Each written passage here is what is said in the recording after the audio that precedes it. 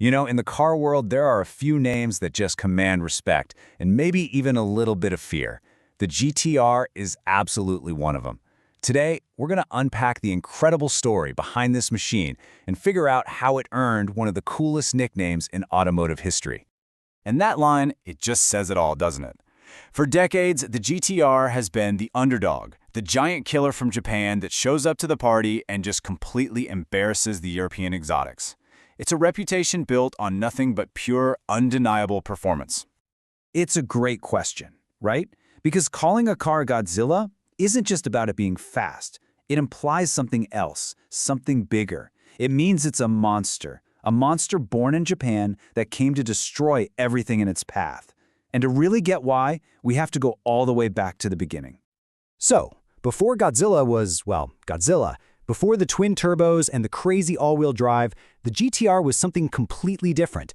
It was a pure, simple, and totally dominant racing machine. Yeah, the very first GT-R, nicknamed the Hakosuka, wasn't about brute force at all. It was a masterclass in balance. Super lightweight, with a screaming high-revving engine, it was engineered to win races by being a scalpel in the corners, not a sledgehammer on the straights. And oh boy, did it win. In just a couple of years, the original GT-R racked up over 50 victories on the racetracks of Japan. This wasn't a fluke, it was a powerful statement. Nissan had created a legend right out of the box. But then, just as quickly as it arrived, it was gone. A second-generation model barely saw the light of day before the global oil crisis hit, and just like that, poof, the GT-R name was put on ice for 16 long years. For a car that had made such a huge splash, it was a shockingly abrupt pause in the story.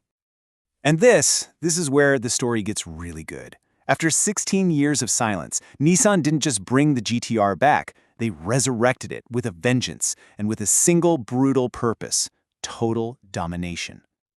The R32 Skyline GT-R wasn't just another new car. It was a technological weapon. It was designed specifically to just annihilate the competition in Group A racing. Nissan basically looked at the rulebook and engineered a car so advanced that it fundamentally broke the sport. The tech inside this thing was just insane for the time. Of course, you had the legendary RB26 twin-turbo engine, but the real magic was the ATT-SA all-wheel drive system. It was predictive. It wasn't just reacting to you losing grip. It was actively sending power to the front wheels to maximize traction before you even knew you needed it. You pair that with four-wheel steering, and you had a car that could dance in a way that just defied physics. I mean, for 1989, this was pure science fiction.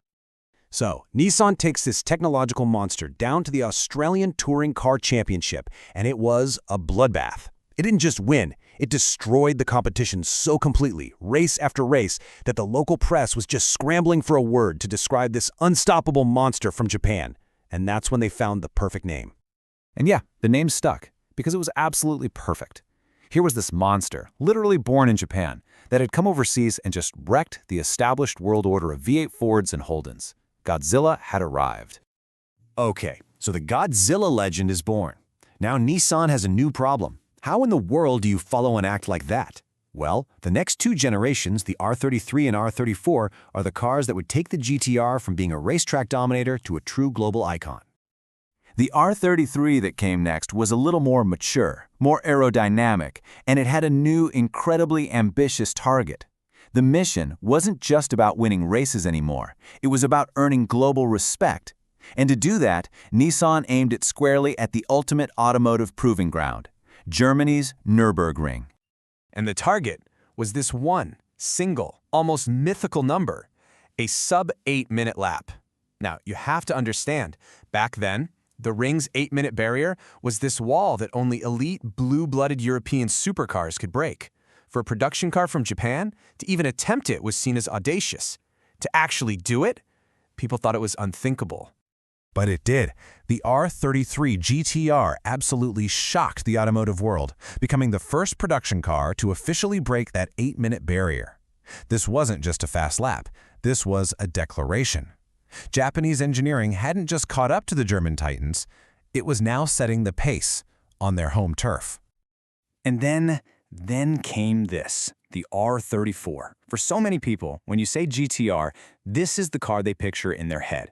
While its predecessors were famous among racing fans, the R34 smashed its way into the mainstream and became a pop culture phenomenon. Its path to becoming an icon was a perfect storm. First, for an entire generation of us, the R34 was our introduction to high performance, thanks to its starring role in the Gran Turismo video games. Then, Hollywood came calling, and its appearance in the Fast and Furious franchise cemented it as the ultimate hero car. And finally, the tuner community discovered its legendary engine was a blank canvas for making insane power, creating this massive global subculture around this one car.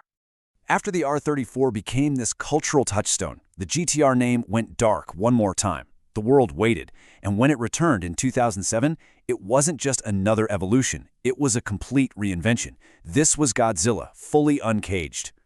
And this was huge. For the first time ever, it was just the Nissan GT-R. By dropping the Skyline name that had been attached to it for decades, Nissan sent a clear signal. This was no longer a high-performance version of a family sedan.